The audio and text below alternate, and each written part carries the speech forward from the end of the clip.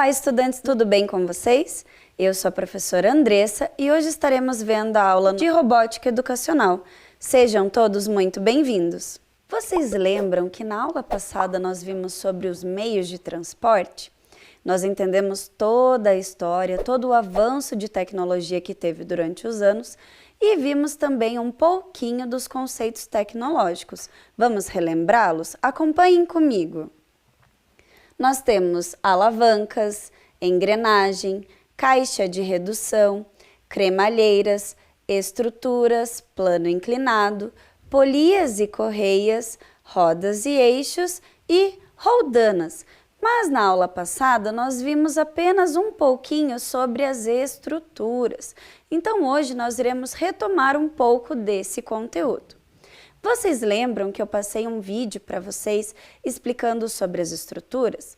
Nesse vídeo continha as estruturas rígidas, onde não há movimentação, e as estruturas articuladas, que temos também a fixa e a móvel. E para mostrar para vocês um exemplo de estrutura articulada e estrutura rígida, eu trouxe aqui para vocês essas peças de montagem. Então observem só. Aqui eu possuo uma estrutura articulada, percebam que ela tem movimentação. Já nessa estrutura aqui, eu não consigo movimentar. Por quê? Porque tem uma viga aqui no meio. E essa viga, ela faz com que as estruturas não consigam ser articuladas. E cada vez que queremos deixar a estrutura mais rígida, devemos colocar mais triângulos. Quanto mais triângulos, mais rígido será a estrutura. Então aqui, como eu tenho a articulada, se eu quiser deixar ela rígida, como que eu posso fazer? Eu preciso formar um triângulo. Então observem só, aqui eu tenho a peça de montagem, vou fixar aqui junto com os conectores. E agora eu não consigo movimentar. Por quê? Porque eu fiz dois triângulos. Então, quanto mais triângulos tivermos nas estruturas, mais rígidas ficarão as montagens. Então, observem só, nós trouxemos também na aula passada a catraca, que nós vimos, né, toda a parte de engrenagem. E agora veremos sobre a estrutura da estação tubo. Observem comigo.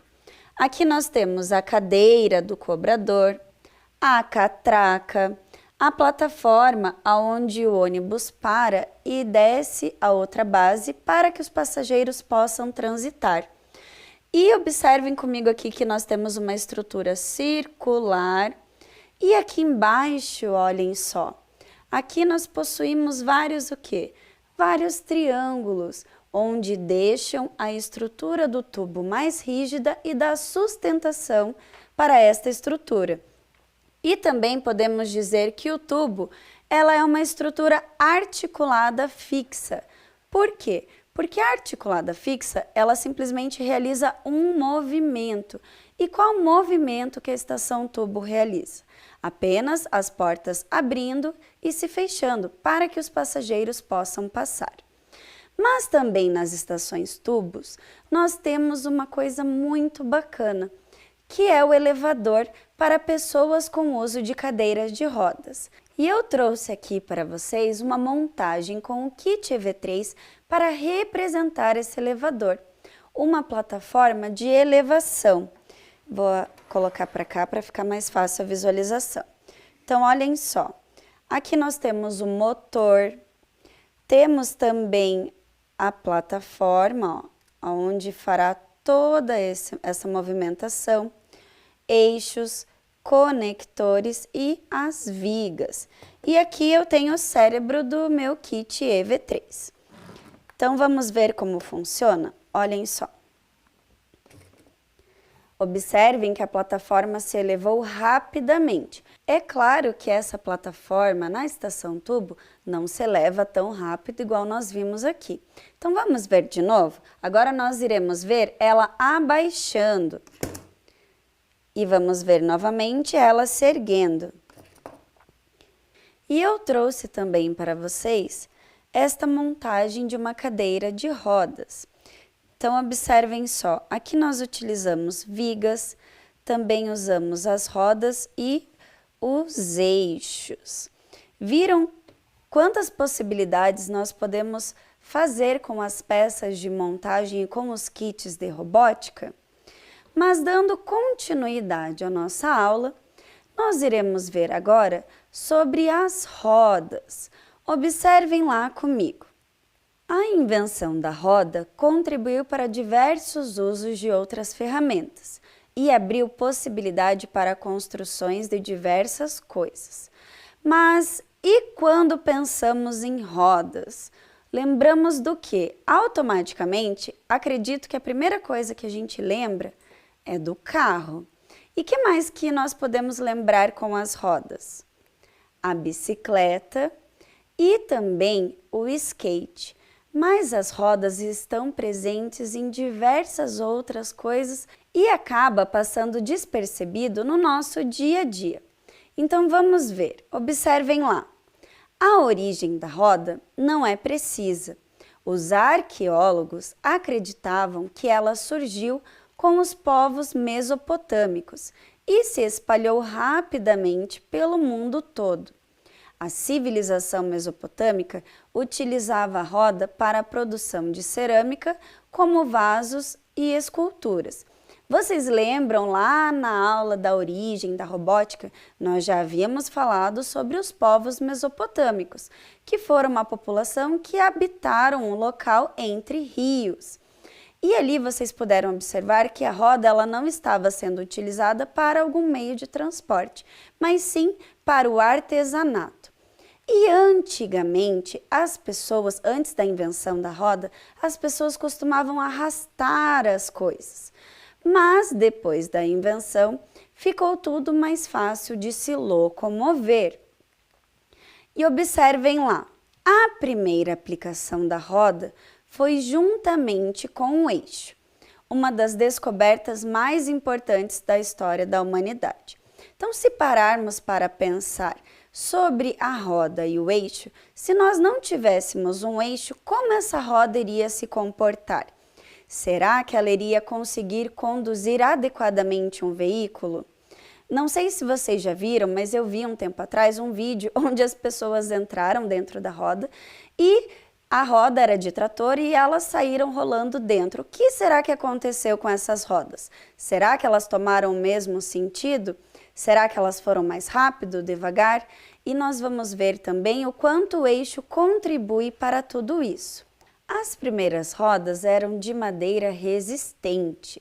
Depois vieram os aros e mais tarde as rodas passaram a fazer parte também das máquinas industriais. Até hoje tem importância fundamental no nosso dia a dia. Podem ser encontradas nos automóveis, nos aviões, nas motocicletas, nos skates e em muitos outros meios de locomoção, como ônibus. Então, nós vimos na aula passada sobre os meios de transporte e já podemos observar que um dos conceitos tecnológicos da robótica está inserido no ônibus, que são as rodas. E também nós podemos observar com essa leitura que eu realizei que as rodas elas foram evoluindo com o passar do tempo. Será que essas rodas de madeira elas eram realmente resistentes? Por isso foi se dando toda essa nova tecnologia para que ficasse mais resistente e mais ágil. E dando continuidade, qual será o objetivo da roda? Vamos conferir? A roda transmite de maneira amplificada para o eixo de rotação qualquer força aplicada na sua borda, reduzindo a transmissão tanto da velocidade quanto da distância que foram aplicadas.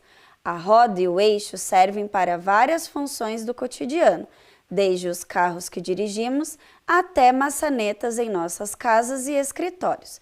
Então, o eixo ele faz toda essa parte de sustentação e a roda faz a parte de mobilidade. É claro que nós iremos ver daqui a pouco que o eixo também se movimenta com a roda, mas ele dá uma sustentação melhor para a carga. E agora nós veremos também os tipos de rodas que encontramos dentro dos kits de robótica. Ali vocês podem observar aqui, ó, nessa maior aqui, que é do kit EV3. Esta pequena aqui é de um kit mais antigo de montagem. Aqui nós temos também do kit EV3 e do Ludobot. Observem que a única diferença dessas rodas, uma para a outra, é somente a cor, pois o tamanho é o mesmo. E para deixar a nossa aula mais alegre e divertida, eu trouxe para vocês um jogo, o Sudoku de rodas. Vamos conferir? Mas antes de iniciarmos o nosso Sudoku, eu vou mostrar para vocês aqui as rodas dos kits. Então, observem só. Então, aqui ó, nós temos a roda do kit EV3. Percebam que é um aro maior. Nós temos também o pneu, que é feito de borracha, para dar mais aderência quando o carro se locomove. Essa roda normalmente é utilizada em montagens com estruturas maiores, para dar uma melhor movimentação. Aqui nós temos também outra roda do kit EV3, que ela também é muito parecida com a do Ludobot. Apenas se modificam as cores e podem observar que elas têm exatamente o mesmo tamanho. E outro modelo de rodas que temos aqui também é esse aqui. Não sei se vocês lembram as regras do Sudoku, mas vamos relembrar? Observem só, nós não podemos repetir as rodas nem na vertical e nem na horizontal. Então, nós temos que adequar as rodas para que elas não se repitam. Então, vamos iniciar. Aqui eu tenho uma roda grande. Isso significa que eu não posso colocar mais rodas grandes aqui e nem aqui. Então, aonde será que essa roda grande irá? Então, nós temos algumas possibilidades. Eu poderia colocá-la aqui, mas eu também tenho uma roda grande aqui. Então, a única possibilidade que eu tenho para colocar a roda grande seria nesta posição e nesta aqui também. Então, já vou colocá-las aqui e aqui. Então, ó, nós temos uma roda grande aqui e ela não se repete na vertical. Temos uma roda grande aqui que não se repete na horizontal e nem na vertical. Esta também não está se repetindo e nem aqui também. E aqui está certinho. Então, vamos para a próxima roda. Vou fazer agora com a roda com amarela. Então, olhem só. Eu tenho ela aqui, vou tirar só para facilitar a visualização de vocês. Eu tenho ela aqui, então eu não posso mais usá-la nesta coluna e nem nesta aqui. Mas eu também tenho ela nesta posição. Então, nesta coluna também e nem aqui na horizontal. Então, aonde será que eu posso inserir essa roda? Eu acredito que eu possa colocá-la aqui, porque ainda não temos rodas aqui desse jeito e nem aqui também. Então, vamos lá, ó. Vou recolocá-la aqui, a minha roda grande. E aonde será que eu posso colocar esta outra rodinha? Se eu já coloquei aqui e aqui, então não é mais uma possibilidade. Nós já temos aqui e aqui. Então, a única possibilidade que eu posso colocar é nesta posição. E agora vamos fazer com a roda do Ludobot. Então, olhem só. Aqui nós já temos e também nessa coluna já não posso mais colocar. Aqui atrás da roda grande também possui outra roda do Ludobot. Então, infelizmente, nesta coluna também não. Então, as possibilidades que eu tenho seria nessas duas casas ou nessa aqui. Mas vamos completar já a primeira fileira. E aqui agora vou posicionar ao lado da roda grande. E agora, para encerrarmos o nosso jogo, nós vamos utilizar a rodinha do EV3. Então, eu tenho somente uma no tabuleiro inteiro. Então, eu não vou poder colocá-la aqui porque já completamos essa coluna. Os lugares que restam seriam aqui, aqui e aqui. E assim completamos o nosso Sudoku. E aí, vocês gostaram do nosso jogo? Saibam que vocês também podem reproduzir esse jogo em casa, fazendo através de desenhos ou recortando imagens. Assim, vocês também podem realizar o seu próprio Sudoku. E dando continuidade aos nossos conceitos tecnológicos, agora nós iremos ver sobre os eixos. Então acompanhem comigo. Os eixos são objetos que podem executar um movimento em torno de um corpo ou um movimento de rotação. Servem normalmente para prender as rodas. O motor transfere o movimento para o eixo, fazendo com que as rodas girem. Então, não sei se vocês lembram lá da nossa aula passada, onde eu mostrei o motor de explosão. Vocês lembram que tinha uma peça que ficava girando? Essa peça era o motor que auxiliava já o eixo a girar. E agora, dando continuidade, nós iremos ver sobre os tipos de eixos que temos. Observem só. Nós temos aqui os eixos dependentes. Os automóveis, por exemplo, possuem rodas ligadas por eixos dependentes. Neles, cada roda gira em dependência da outra. Então, olhem só, eu trouxe aqui para vocês alguns eixos. Aqui nós temos um eixo maior, considerável perto desse eixo aqui, nós podemos dizer que ele é médio. E aqui nós temos um eixo que é menor. E como nós estamos falando de eixos dependentes, eu vou mostrar para vocês como é o funcionamento dessas rodas com apenas um eixo. Então, observem só, vou colocar aqui para vocês verem. Opa, aqui. Então, observem só que uma roda vai estar executando o mesmo movimento da outra, devido ao eixo estar conectado e ligado nas duas rodas. E agora veremos também outro tipo de eixo, que é o eixo independente. Então, observem lá. O uso de eixos independentes é muito importante para diversos fins, como, por exemplo, para permitir a mobilidade em todos os sentidos. Então, normalmente, nos eixos independentes, nós utilizamos um eixo menor. Por quê? Para dar uma mobilidade na roda em tempos diferentes. Então, olhem só, vou montar aqui uma estrutura de um carrinho bem simples para vocês entenderem como funciona essa diferença de eixo dependente para independente. Então, vou só soltar aqui apenas, já vou passar aqui para montar a primeira parte do meu carrinho. Então, olhem só, a roda está se movimentando juntamente. Vou firmar aqui, aí, olhem só. E agora vou colocar o meu outro eixo na outra roda. E para firmar o meu carrinho, eu vou utilizar um conector que possui entrada para outro conector e entrada para um eixo. Então, vou colocar aqui no meu carrinho e vou fixar aqui para ficar mais firme. Então, olhem só, se eu estou movimentando aqui, as duas rodas se movimentam ao mesmo tempo. No caso das independentes, uma roda não depende da outra para se movimentar, porque são eixos diferentes. E agora eu trouxe para vocês uma curiosidade que é bem bacana. Observem lá. Antigamente, os garimpeiros usavam as charretes para ir em busca de pedras e metais preciosos. Apesar de não parecer, a charrete não dependia somente das rodas e do eixo, mas também da alavanca. E vocês sabiam que a alavanca ela é um outro conceito tecnológico?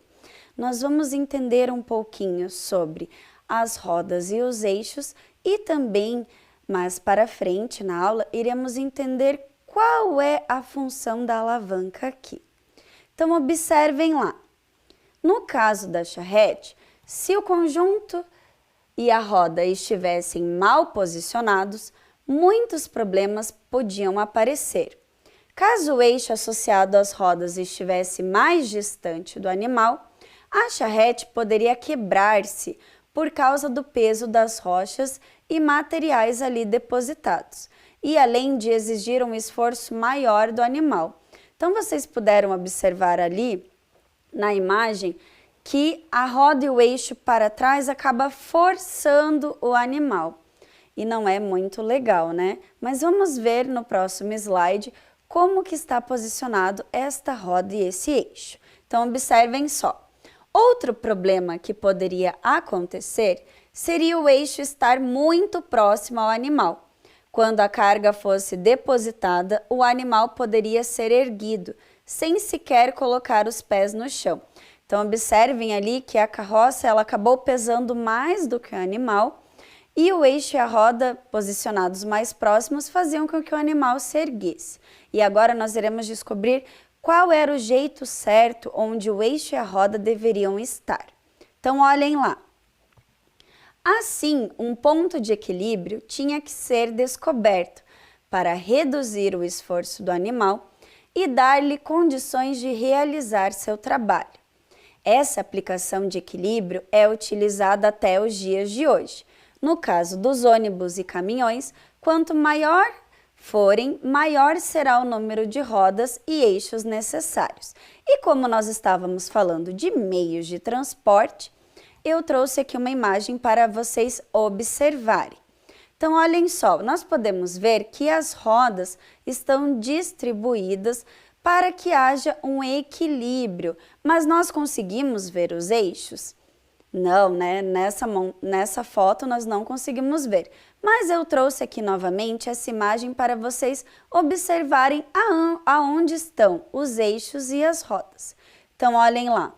Nós temos na primeira seta o eixo e a roda, nós temos também ali embaixo o eixo e a roda e na última imagem. Assim ficou muito mais fácil de ver, né? E como estávamos falando de meios de transportes e conceitos tecnológicos, eu não podia deixar de trazer para vocês uma montagem com o nosso carrinho Ludobot. Então, eu trouxe ele aqui para representar o ônibus. Vocês podem observar ali na imagem que eu coloquei para vocês a nossa estação tubo e a nossa pista. Então, agora eu vou mostrar para vocês como foi executada essa montagem. Então, nós utilizamos os eixos, as rodas, o corpo do Ludobot e aqui uma fantasia. Mas tem um segredo para o carrinho parar no tubo. O que será que eu coloquei nessa montagem? Se nós quiséssemos que ele fosse parar na estação tubo, nós teríamos que utilizar exatamente um sensor. Então, para que a fantasia não impedisse o sensor de atuar, eu fiz um recorte aqui na janela e coloquei o meu sensor posicionado aqui para que ele pare quando ele passar na estação tubo. Vocês poderão observar que ele parará por alguns segundos e depois seguirá o seu caminho. Aqui na pista nós temos uma linha preta, então ele vai seguir esta linha, porque eu coloquei na programação dele um segmento de linha. Então vamos conferir como ficou toda essa montagem? Vou ligar ele aqui para vocês. E vocês já vão poder observar que ele vai fazer o segmento da linha preta. Então, olhem só, ele está seguindo. Podem observar que as luzes ali embaixo não deixam ele sair da linha. E agora o sensor vai fazer com que ele pare na frente da estação tubo. Nós iremos aguardar alguns segundinhos e ele continuará o seu caminho.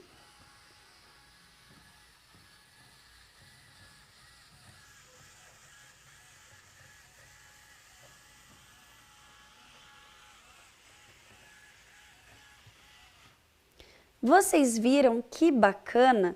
Então, aqui nós fizemos toda uma representação de como o ônibus para na estação tubo.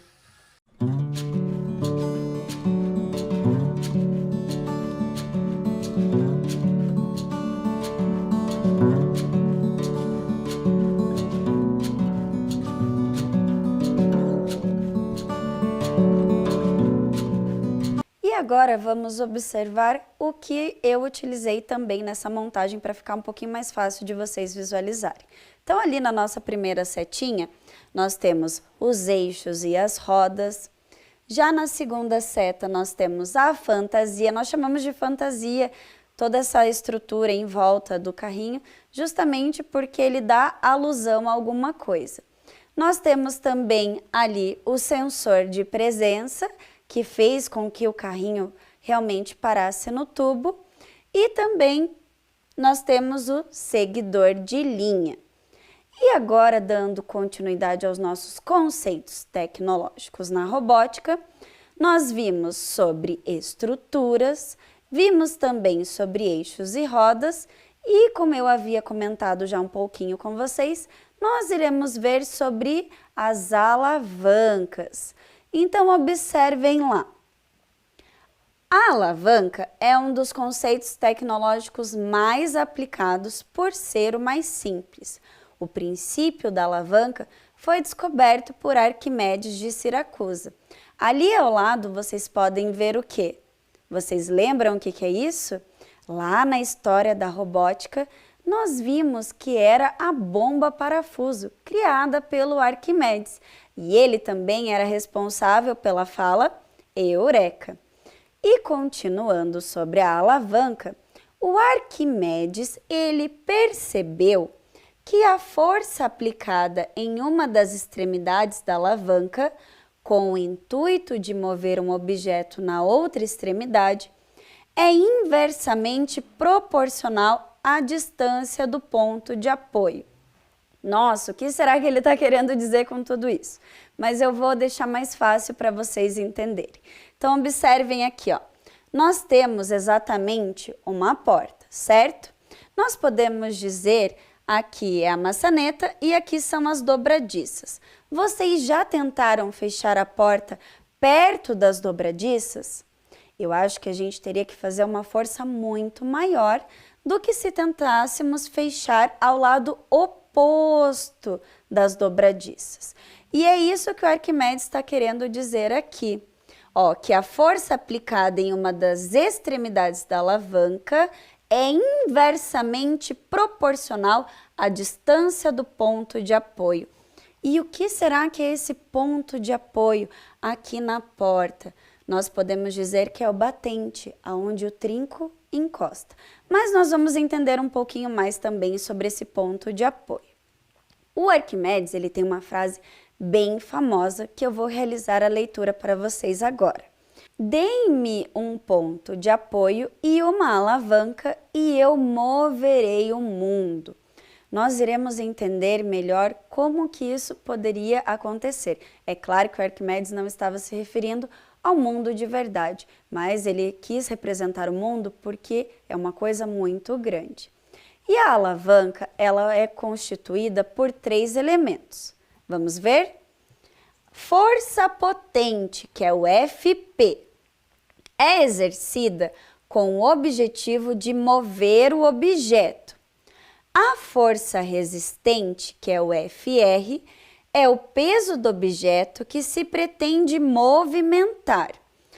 E o ponto de apoio, o AP, é o local ao redor do qual a alavanca pode girar. Então, para vocês compreenderem melhor, eu trouxe aqui novamente a imagem que estava junto com a frase de Arquimedes. Então, nós vamos entender aonde é a força resistente, aonde é a força potente e aonde é esse ponto de apoio. Então, olhem lá. Primeiramente, do lado oposto, nós temos a força potente. Então, é a força onde realizaremos para movimentar esse objeto. Na sequência, nós temos a força resistente. Lembram que a força resistente é o peso que nós queremos movimentar? E aonde será que é esse ponto de apoio? Aqui no meio. Então, vocês podem até ver que toda essa imagem lembra até uma gangorra, né? Porque a gangorra também é um tipo de alavanca. E vamos ver os tipos de alavancas. Observem lá. Nós temos a alavanca que é conhecida como interfixa. onde o ponto de apoio fica entre as duas forças atenuantes. Então, na imagem anterior, nós tínhamos que tipo de alavanca? Uma interfixa, porque nós tínhamos o ponto de apoio no meio e a força potente e a força resistente. Já na sequência, nós temos outro tipo de alavanca, que é a interresistente, na qual a carga fica entre o ponto de apoio e a força aplicada. Agora ficou um pouquinho mais difícil, né? Mas eu trouxe aqui para vocês compreenderem melhor. Então, olhem lá. Aqui, como ele falou, ó, o ponto de apoio fica entre a força aplicada. Então, o ponto de apoio é aqui na roda. Mas aonde será que a força é aplicada? A força potente para erguermos o carrinho de mão. E aqui nós temos a força resistente, que é o quê? Somente o peso do carrinho? Não, o que o carrinho de mão transporta dentro ali do compartimento. Então, ponto de apoio, força resistente e força potente. Então, esse tipo de alavanca do carrinho de mão, ele é interresistente. E agora iremos conhecer outro tipo de alavanca. Esse é o último tipo de alavanca, a interpotente, onde a força aplicada fica entre a carga de um lado e o apoio do outro lado. Mas nós podemos observar que a força resistente ela está na extremidade ali da pinça. E a força potente é no meio. Vocês já pegaram uma pinça? Nós aplicamos a nossa força no meio e o ponto de apoio na ponta. Eu trouxe aqui algumas imagens para nós compreendermos também melhor um pouquinho desses sistemas de alavancas. Então, lembram lá que na interfixa o ponto de apoio é no meio. A força potente está vindo para baixo e o peso é a força resistente. Já na interresistente, a força ocorre para cima, o peso é a força resistente e o ponto de apoio se encontra na extremidade. E o interpotente, aonde a força resistente é o peso, se encontra na extremidade, ao contrário da extremidade do apoio. E nós temos uma força que se exerce no meio desta alavanca. E agora eu pergunto para vocês, quais tipos de alavancas representam cada uma dessas imagens? Então, nós vamos analisar para ficar um pouquinho mais fácil. Então, olhem só. Aqui nós temos o ponto de apoio. Aqui seria a força resistente, onde o alicate teria que tirar ou apertar algo. E aqui é a força potente, onde nós apertamos com a mão. Se o ponto de apoio se encontra no meio, isso significa que ela é uma alavanca interfixa. Lembram que nós vimos lá no exemplo da gangorra? E a vara de pescar? Como será que é? Agora é um pouquinho mais difícil de visualizar, mas eu trouxe aqui para vocês para exemplificar melhor. Então, olhem só. Nós temos aqui a base da vara. Então, nós poderíamos dizer que ela é o ponto de apoio.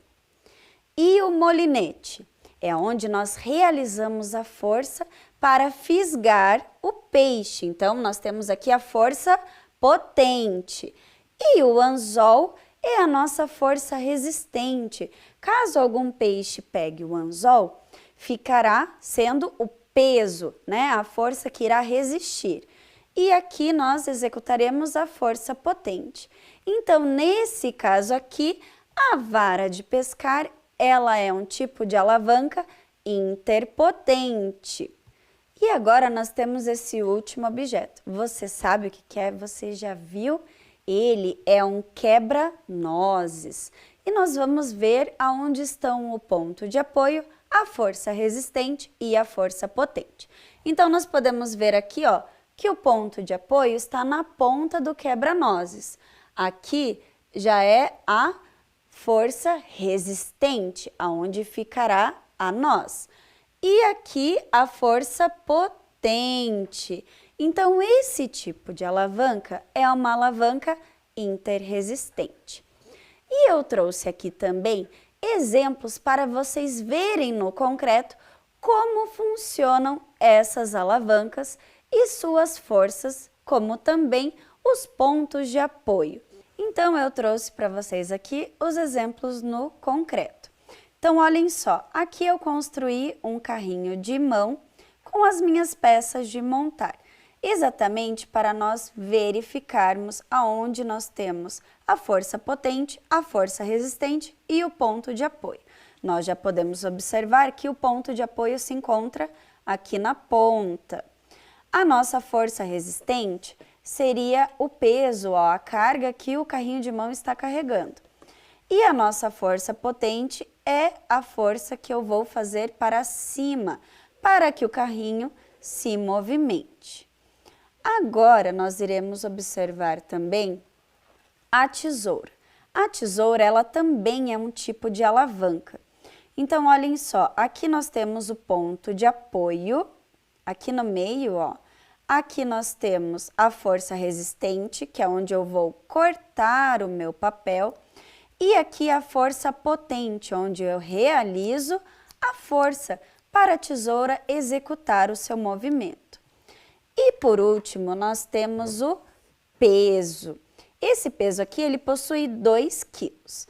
E ele também é uma forma de alavanca. O peso em si, não, o nosso corpo. O nosso corpo também executa movimentos de alavanca. Então, olhem só, aqui eu estou segurando o peso. O peso, ele é exatamente a minha força resistente, é o peso. A minha força potente é a força que eu vou executar o movimento. E aonde é o meu ponto de apoio? Onde será que é? Exatamente, no meu cotovelo. Então, eu também estou realizando um tipo de alavanca. E vocês sabiam que a cancela automática também é um tipo de alavanca? Então, vocês podem observar aqui que eu realizei uma montagem com o kit do Ludobot e, novamente, o nosso ônibus. Então, o que vai acontecer? O ônibus irá passar por esse sensor de presença que automaticamente levantará a cancela. Após o ônibus passar pela cancela, a cancela retornará novamente.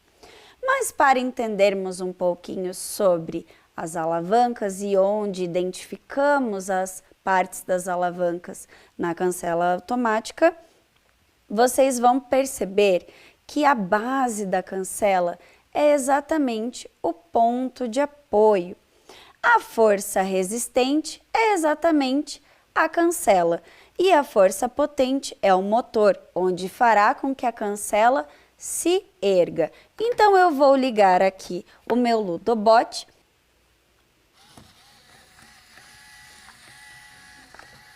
Percebam que ao passar o ônibus, ele identifica no sensor e a cancela se abre e se fecha. Vamos observar novamente ele dando uma volta?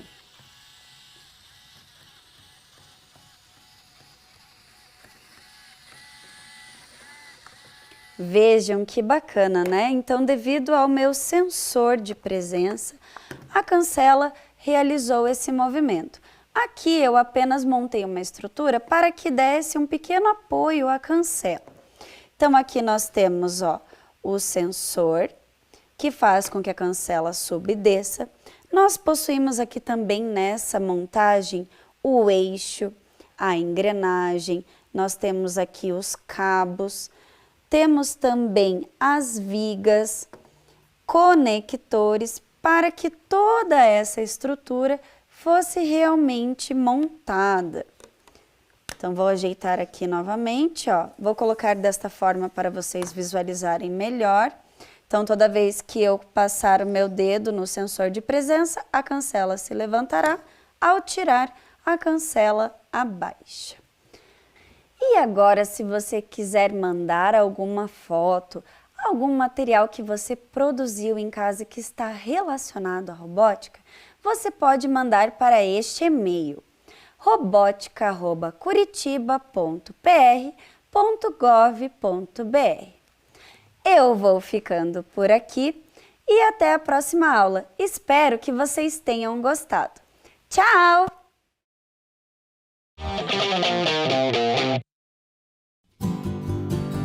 Amo Curitiba, no inverno e no verão. Tem a Rua 15, mas também o Boqueirão. Santa felicidade eu morar neste lugar. Boa Vista, Pilarzinho, a cidade pra encantar. Eu gosto de Curitiba, da Riviera ao Cajuru. Eu gosto de Curitiba, meu São Francisco e meu Xaxim. Eu amo Curitiba, Luz dos Pinhais, meu querubim. Eu amo Curitiba, o meu Guaíra, meu novo mundo. Eu amo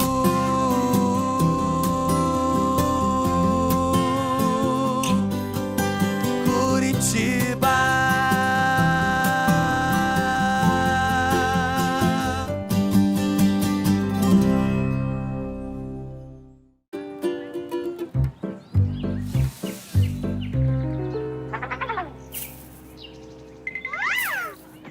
A família Folhas está de volta com um recado para você. Descartar errado, nem pensar. Tome cuidado ao separar. Lixo que não é lixo, não pode misturar. Faça a sua parte, vamos lá. Todos juntos cooperar. O mundo vai agradecer se você se reciclar. Lixo que não é lixo, não vai pro lixo. Separe. A família Folhas voltou para ajudar todos os curitibinhas a separar melhor o lixo. Esse é mais um presente no aniversário da nossa querida cidade. Lixo que não é lixo, não vai pro lixo. Separe. Prefeitura de Curitiba, 329 anos. Orgulho de ser. Amo Curitiba, no inverno e no verão. Tem a Rua 15, mas também o Boqueirão. Santa felicidade eu morar neste lugar. Boa Vista, Pilarzinho, a cidade pra encantar. Eu gosto de Curitiba, da Riviera ao Cajuru. Eu gosto de Curitiba, meu São Francisco e meu Xaxim.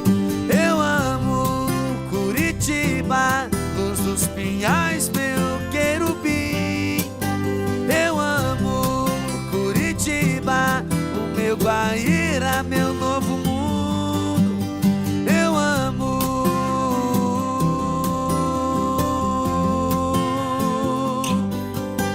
Curitiba.